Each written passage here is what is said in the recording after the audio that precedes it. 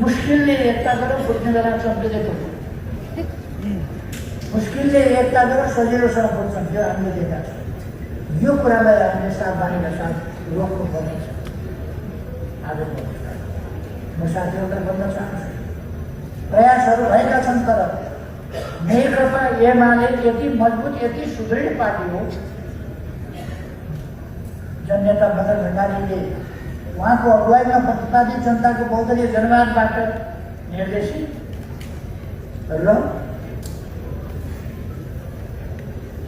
समाजवाद निर्माणको महाउद्देश्य भनेको समृद्ध नेपाल, सुखी नेपाली बनाएर छोड्ने महान उद्देश्य बोकेको यो पार्टी आफ्ना उद्देश्यहरूप्रति अत्यन्तै सजग छ। त्यसलाई यो कसैले हात हाल्न खोज्दैन, त्यसलाई बाहिरबाट हात हाल्न खोजियो भने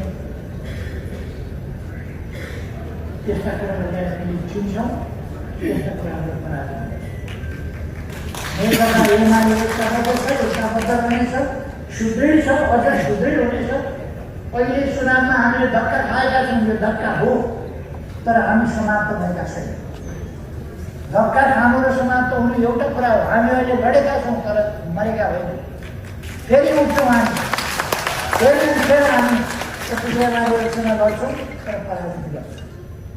यो कुनै लुकेको कुरो छैन। हामी विध्वंसको बाटोबाट होइन, रचनात्मक बाटोबाट, शान्तिपूर्ण बाटोबाट हामी अग्रगामी परिवर्तन तर्फ अगाडि बढ्छौँ। पश्चगामी, प्रतिगामी